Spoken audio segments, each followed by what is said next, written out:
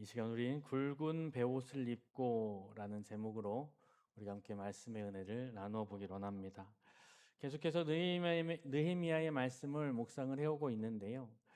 지난 시간까지 해서 우리가 이제 포로에서 귀환한 그 이스라엘 백성들이 영적인 각성을 하는 그러한 과정들을 우리는 살펴보게 됩니다.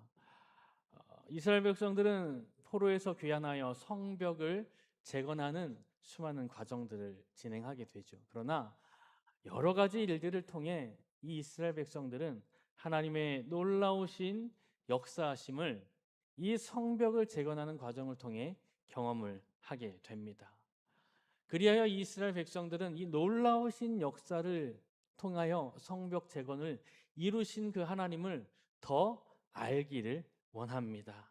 그리하여 그들은 학사 에스라를 통하여 하나님의 말씀을 듣기를 원합니다. 이것이 바로 이스라엘 백성들의 영적 각성의 출발이지요. 이 하나님의 말씀은 바벨론에서 돌아온 귀한민들, 즉 유대의 공동체에 놀라운 변화를 가져왔습니다. 율법을 읽고 깨달은 백성들은 이제 회개의 눈물을 흘리기 시작합니다. 그리고 그 안에서 하나님께서 허락하시는 신령한 기쁨을 맛보게 됩니다. 또한 그들은 규례대로 이제 절기를 지키기 시작합니다. 그리고 오늘 본문으로 이어지는데요. 이제 오늘 본문의 말씀에서는 자신들의 과거 역사를 돌이켜보죠. 그리하여 범민족적인 회개와 결단을 고백하는 기도를 하는 데까지 이르게 됩니다. 오늘 본문의 말씀을 조금 더 구체적으로 살펴보기로 합니다. 이제 에스라와 제사장들에 의해서 집중적으로 낭독되어진 그 하나님의 말씀, 그리고 집중적으로 가르쳐진 그 하나님의 말씀을 통해서 이스라엘 백성들은 말씀을 깨닫기 시작합니다. 회개하기 시작합니다. 그리고 규례에 따라 절기를 지키기 시작합니다. 그런데 이스라엘 백성들은 거기에서 멈추지 않습니다. 더 나아가 한 발짝 더 나아가 이제 번민족적인 대집회를 갖고 금식하며 회개하기 이릅니다. 오늘 본 말씀 1절은 이렇게 말씀하고 있습니다. 그달 29날에 이스라엘 자손이 다 모여 금식하며 굵은 베옷을 입고 티끌을 무릅쓰며. 시기적으로 보면 이스라엘 백성들은 초막절을 지켰습니다. 초막절을 지낸 후에 이스라엘 백성들은 또다시 모인 것이지요. 그 시기가 그달 20 나흘 날, 그러니까 그달 24일, 즉 이스라엘의 종교적으로 본다면 7월 24일이 되는 것입니다. 이 7월 24일에 이스라엘 백성들은 다시 모입니다.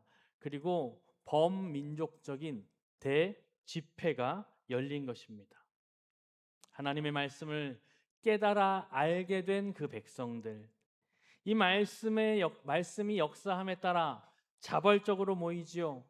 그냥 모인 것이 아니라 모여서 금식합니다. 하루 동안 온전한 금식을 하게 됩니다. 그리고 회개의 집회를 갖게 된 것입니다. 대집회로 모인 이스라엘 백성들, 죄를 자복하고 하나님께 경배합니다. 근데 오늘의 본문의 말씀에서는 이들의 모습을 몇 가지로 설명을 하고 있습니다. 먼저 우리가 읽었던 본문의 1절 말씀에 보면 이스라엘 자손이 다 모였다 이렇게 말하고 있습니다. 이건 무슨 뜻일까요? 이스라엘의 전 세대를 걸쳐 모든 사람들, 가문의 대표자들과 장정들을 비롯한 거의 모든 이스라엘 대표들이 특별한 사정이 있지 않는 한 빠짐없이 열심으로 그 모임에 집회에 참석했다라는 것을 의미하고 있습니다. 그리고 그들은 그냥 모인 것으로 끝나지 않습니다. 이어서 금식했다 증언하고 있습니다. 죄인임을 깨달은 그들, 나는 죄인이요라고 고백하며 그들은 하루 동안 아무것도 먹지 않고 기도하기 시작합니다. 그리고 이어서 그들은 굵은 베옷을 입었다. 성경은 말하고 있습니다. 굵은 베옷을 입었다. 무엇을 의미할까요? 굵은 베옷을 입었다라는 것은 자신을 낮추는 것을 의미합니다. 그리고 자신의 죄에 대하여 애통한 것을 표현합니다. 회개하는 것이지요. 그러한 표시로, 그러한 표현으로 굵은 베옷, 즉 그들은 거칠거칠한 베옷을 입었다라는 것입니다. 온몸을 불편하게 만들었다라는 것이지요. 그것으로 끝나지 않습니다. 성경은 그 이어 그들은 티끌을 무릅썼다 이렇게 기록하고 있습니다. 이건 또 무슨 뜻일까요? 티끌을 무릅썼다. 이것은 머리에 재와 같은 그러한 먼지를 뒤집어 쓴다라는 표현입니다. 이런 행위는 어디에서 이어지는 거냐면 굵은 베옷을 입은 자들이 이어서 하는 행위가 바로 티끌을 무릅쓴다. 즉 재와 같은 타고 남은 그 재와 같은 먼지를 머리에 뒤집어 쓴다. 이런 행위를 통해서 이들은 무엇을 의미할까? 이런 행위 자체가 무엇을 의미할까요?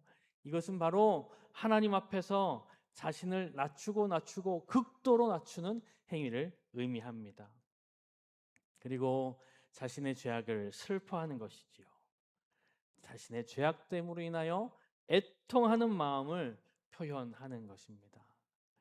그리고 이어지는 2절 말씀에서는 그들은 이러한 행위로 마무리하지 않습니다. 한 단계 더 나아갑니다. 그들은 이방 사람들과 절교했다. 2절 말씀은 표현합니다. 모든 이방 사람들과 절교하고 서서 자신의 죄와 조상들의 허물을 자복하고. 그동안의 이스라엘 백성들은 어떠한 삶의 모습을 가지고 있었냐면 우상을 섬기는 주변의 이방의 사람들과 혼인하고 그들과 친구 관계를 유지하는 그러한 삶을 살고 있었습니다. 여러분, 이 유대 공동체가 이방신, 즉 우상을 섬기는 이방 사람들과 혼인하는 것 올바른 일일까요? 절대 그렇지 않습니다. 그러나 그들은 지금까지 그렇게 공공연히 살아왔습니다. 그러나 그들 앞에 선포되어진 하나님의 말씀으로 그들은 그들의 죄를 깨달은 것이지요. 그리하여 그들은 이방 사람들과 혼인을 이제 다 취소하기 시작합니다. 뿐만이 아니라 이방 사람들과 맺었던 그 친구의 관계를 다 끊어 나가기 시작합니다. 왜 그랬을까요? 잠시 전에 말씀드렸던 것처럼 그들은 하나님의 말씀이 선포되어지므로 그 말씀을 깨달음으로 그것이 바로 죄악임을 알게 되었다라는 것이지요.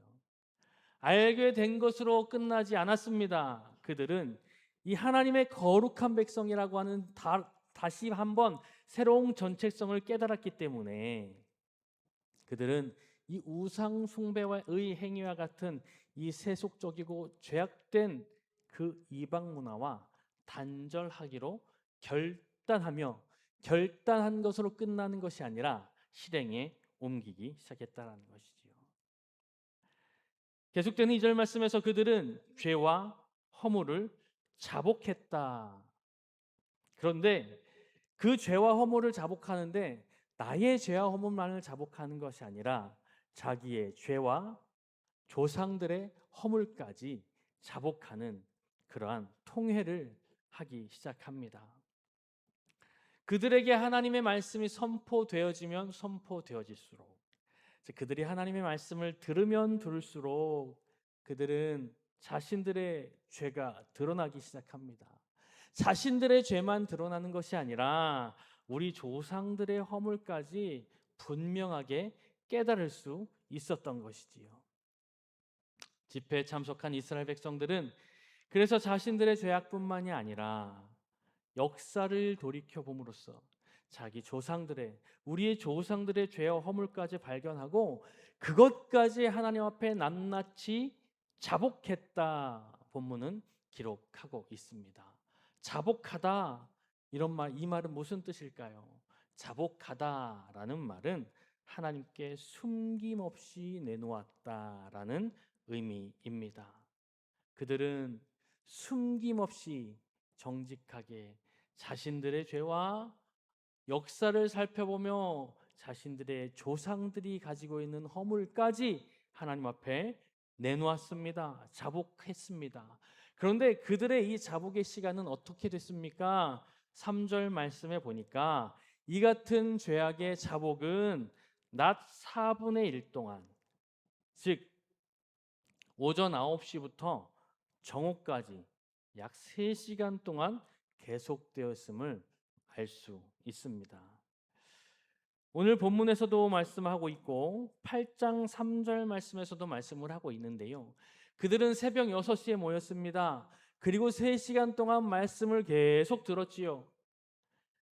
새벽 6시부터 오전 9시까지 말씀을 들은 그들은 이제 오전 9시부터 그 말씀에 근거하여 자신들과 조상들의 죄를 자복하기 시작합니다. 언제까지였냐면 3시간 동안, 즉 정오까지 숨김없이 자신들의 죄를 자복하는 시간을 가졌습니다. 그리고 정오가 돼서 이 자복, 자신들의 회개가 끝났을 때 그들은 오늘 본문에 보니까 3절에 보니까 하나님께 경배했다 이렇게 기록하고 있습니다. 그들은 먼저 말씀을 들었습니다.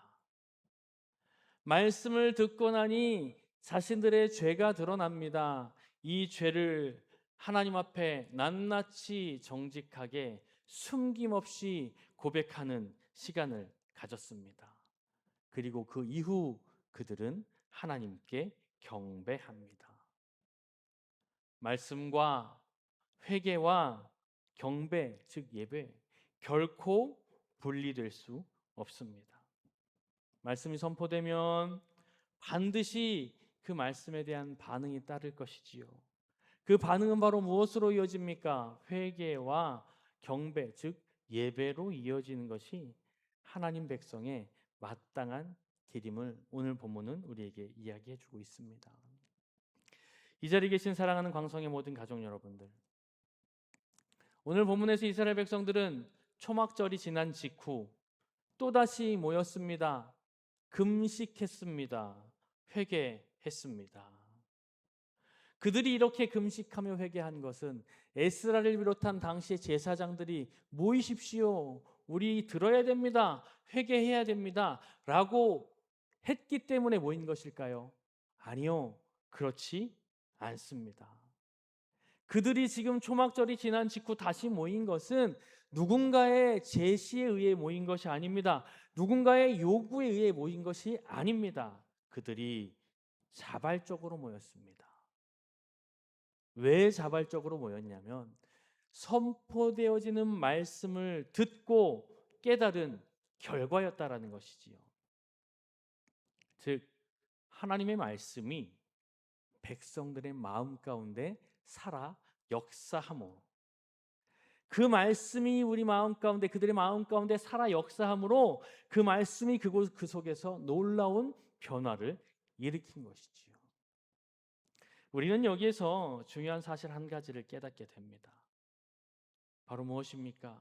하나님이 말씀 앞에 반응하는 사람, 하나님의 말씀 앞에 선포되어지는 말씀 앞에 아멘, 아멘으로 반응하는 그 사람, 그 사람은 그 말씀으로 인하여 죄를 깨닫게 된다는 것이지요. 죄를 깨달은 그들은 어떻게 됩니까? 오늘 본문에서 이야기해 주신 것처럼 죄를 깨달은 그들은 회개하게 된다라는 것이지요. 그렇습니다. 하나님의 말씀에는 죄인으로 하여금 죄를 깨닫게 하는 놀라운 능력이 있음을 믿으시기 바랍니다. 사도 바울은 로마서 3장 20절 말씀에서 율법의 기능 중에 하나가 죄를 깨닫게 하는 것이다 라고 분명하게 말하고 있습니다. 사실 인간에게는 죄의 본성이 있습니다. 우리 인간은 죄의 본성을 가지고 태어납니다. 죄의 본성을 가지고 태어난다는 얘기는 무슨 이야기일까요? 인간은 죄인임에도 불구하고 스스로 죄인임을 알 수 없다라는 것이지요. 뿐만이 아니라 죄의 본성을 가진 인간들은 본인이 죄를 범하고도 그것이 죄인 줄을 알지 못한다라는 사실입니다. 그렇다면 여기서 우리가 한 가지 살펴보아야 할 것. 여러분, 죄는 무엇일까요? 세상에서 말하는 죄 말고 성경에서 말하는 죄는 무엇일까요? 세상에서는 죄를 무엇이라고 이야기합니까? 국가의 법을 어겼을 때, 또는 도덕적인 방종이 있었을 때, 이럴 때 우리는 세상에서는 죄다, 죄를 지었다라고 말하지 않습니까? 그렇다면 성경에서 말하는 하나님 우리에게 이야기하시는 그 죄, 우리가 죄인이라고 이야기하는데 그 죄는, 성경에서 말하는 죄는 무엇일까요? 성경에서는 죄를 이렇게 이야기합니다. 하나님의 뜻을 거스르는 모든 것, 이것을 죄라고 가르치고 있습니다. 우리는 말씀을 통해 죄가 그것인 줄 알고 있습니다. 그러나 하나님을 모르는 사람들은 그것이 죄인 줄을 모르겠지요. 그렇다면 그들에게, 하나님을 모르는 사람들에게 당신은 죄인입니다 라고 이야기했을 때 어떤 현상이 발생할까요? 그래요, 어떤 이는 난 죄인입니다 라고 인정할 수도 있겠지만 어떤 이들은 발끈하지 않겠습니까? 나는 법 없이도 살 사람이요, 나는 죄를 지은 적이 없습니다 라고 이야기하면서 나는 죄인이 아닌데 왜 나한테 죄인이라고 하는 것이요? 라고 하며 불쾌해 하지 않을까요? 그들은 왜 그런 반응을 보일까요? 왜냐하면 죄가 무엇인 줄을 모르기 때문입니다. 그러한 사람들에게 하나님의 말씀이 선포되어졌을 때 그들의 마음 가운데 어떤 일이 벌어질까요? 죄가 죄인 줄 모르는 그런 사람들 앞에 하나님의 말씀이 선포되어지면, 즉 그 하나님의 말씀이 그들의 영혼 가운데 들려진다면 그들은 그 말씀에 비추어 비로소 본인이 죄인임을 알게 될 것입니다. 그 말씀에 비추어 본인이 죄인임을 알게 된다면 그들에게는 어떤 일이 벌어질까요? 자신의 그 죄악을 보고 하나님 앞에 회개하는 일이 벌어지지 않을까요? 성경 속에서 이러한 일의 대표적인 예를 한번 찾아볼 수가 있습니다. 바로 요나 시대의 니느웨 사람들을 우리는 살펴볼 수가 있습니다. 당시의 니느웨 사람들, 어떻게 그들이 하나님 앞에 무릎 꿇고 회개할 수 있었을까요? 뭐 여러 가지 과정들이 있지만 하나님께서는 요나라고 하는 선지자를 그곳에 보내셔서 하나님의 말씀을 선포케 하셨고, 그 선포되어진 말씀 속에 하나님께서 일하심으로 인하여 강팍하고 하나님을 모르는 그 니느웨 사람들의 마음 가운데 하나님의 말씀이 들려졌다는 것이죠. 하나님의 말씀이 들려졌을 때 그 니느웨 사람들의 마음 가운데 무슨 일이 일어났습니까? 그들의 마음이 요동쳐졌습니다. 그들은 그 자리에서 어떻게 했습니까? 그들은 그들의 죄악의 심각함을 깨달았다는 것이지요. 통회하기 시작했습니다. 그들이 하나님께로 돌아오는 놀라운 기적의 역사가 그 선포되어진 하나님의 말씀이 들려졌을 때에 일어났다는 사실입니다. 사실 요나의 메시지를 접하기 전에 니느웨 사람들, 그들은 그들의 마음 가운데 어떤 일이었습니까? 아무 문제 없다고 생각했습니다. 그들은 전혀 우리는 죄인이 아니고 우리는 그냥 아무 문제 없이 사는 사람들이라고 생각하지 않았을까요? 그러나 요나가 하나님의 말씀을 전하자, 하나님께서 요나의 입에 주신 그 말씀을 전파하자, 요나의 메시지로 인하여 니느웨 사람들은 자신들을 죄인으로 인식하기 시작했다라는 것이지요. 그리하여 그들은 그 자리에서 동일하게 금식을 선포하며 굵은 베옷을 입었다라는 것입니다.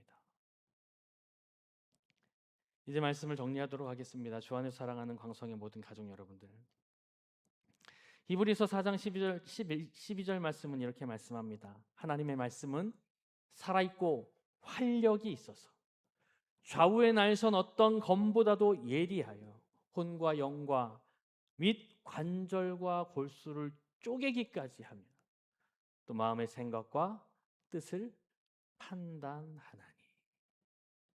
하나님의 말씀 앞에 반응하는 사람, 그 하나님의 말씀 앞에 반응하는 사람들에게는 어떤 일이 일어납니까? 자신의 죄를 깨닫게 된다는 것이지. 자신의 죄를 깨달으면 또 어떤 일이 일어납니까? 자연히 회개하게 되는 그런 일이 일어난다는 사실입니다. 그 회개하는 것, 바로 오늘의 말씀의 제목처럼 굵은 베옷을 입게 되어 있습니다. 그러므로 우리도 죄를 회개하고 하나님 앞에 바로 서기 위해서는 가장 먼저 우리 영혼 가운데 있어야 할 일은 바로 무엇일까요? 하나님의 말씀이 들려져야 합니다. 하나님의 말씀이 들려져야 합니다. 오늘 본문 속에서 나오는 그 이스라엘 백성들, 그들 앞에 선포되어진 하나님의 말씀은 그들은 서서 3시간 동안 들었습니다. 만약에 그들이 이 하나님의 말씀이 영혼 가운데 들려지지 않고 그냥 귀로만 들려졌다면 3시간 동안 그들은 서서 집중하여 그 말씀 들을 수 있었을까요? 그렇지 못했을 것입니다. 3시간 동안에 그들에게 선포되어진 그 하나님의 말씀은 단순히 그들의 귀에 들려진 것이 아니란 사실입니다. 에스라와 제사장들을 통하여 선포되어진 하나님의 말씀, 그 말씀은 단순히 그들의 귀에 들려진 것이 아니라 그들의 영혼 가운데 들려졌다는 것입니다. 이건 무엇을 이야기할까요? 그들이 하나님의 말씀에 사로잡힌 것입니다. 말씀에 사로잡힌 이스라엘 백성들, 그들은 그 말씀 앞에 굵은 베옷을 입었습니다. 3시간 동안 통회합니다. 그리고 후 하나님께 경배합니다. 그런데 성경은 이들의 행동이 여기에서 끝났다고 이야기하지 않습니다. 더 이어서 그들은 이방과 절교하는 결단을 내리게 됩니다. 이 결단을 통해 이들은 더 깊은 하나님과의 친밀함 속으로 나아갔다라는 사실이죠. 이 시간 간절히 원하는 것은 오늘 본문 속의 이스라엘 백성들의 마음 가운데 그 하나님의 말씀이 들려진 것처럼 우리 영혼 가운데도 하나님의 말씀이 들려지기를 간절히 소원합니다. 우리는 수없이 많은 시간 예배를 드리게 됩니다. 그런데 간혹은 이 예배에 습관적으로 앉아있는 것들을 경험하지 않습니까?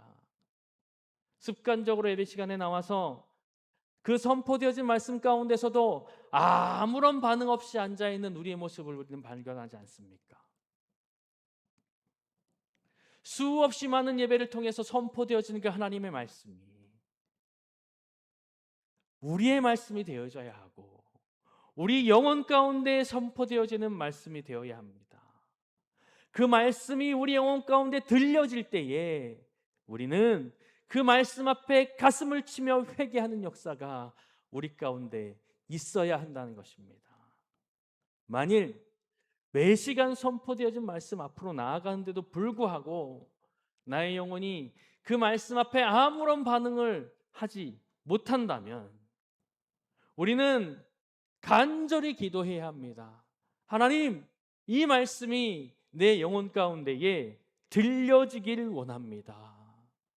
하나님, 그 말씀이 내 영혼 가운데 들려짐으로 내 영혼이 이 말씀으로 움직여지길 원합니다. 그 말씀으로 인하여 내 영혼의 깊은 찔림을 받기를 원합니다. 그 말씀으로 인하여 내 영혼 가운데 아픔을 느끼길 원합니다. 우리는 이렇게 간절히 기도해야 합니다. 그리고 그로 인하여 우리가 하나님과 더 가까워지길 원합니다. 이것이 매 순간 매 시간 예배에 임하는 우리의 기도여야 한다라는 것이지요. 그랬을 때 우리의 영혼은 하나님의 말씀 앞에 사로잡히게 될 것입니다. 우리의 영혼의 가장 중심에는 하나님의 말씀이 울려 퍼질 것입니다. 그렇게 하나님의 말씀 앞에 사로잡힌 영혼들, 세상에 나가서는 어떠한 삶을 살 수 있을까요? 그때 비로소 우리는 세상과 타협하지 않을 수 있다라는 것이지요.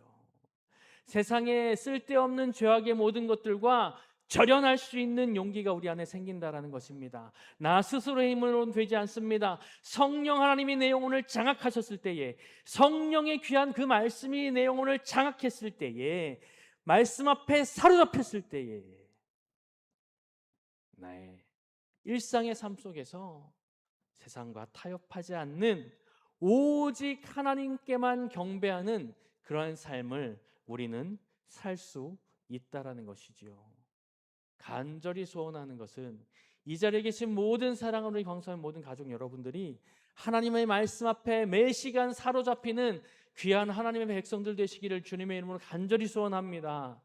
그리함으로 매 삶의 순간마다 하나님을 가까이 하는, 하나님과 가까이 함으로 하나님과 깊은 교제를 통하여 하나님과 동행하는 삶을 살아가시는 사랑하는 우리 광성의 모든 가족들 되시기를 주님의 이름으로 간절히 소원합니다.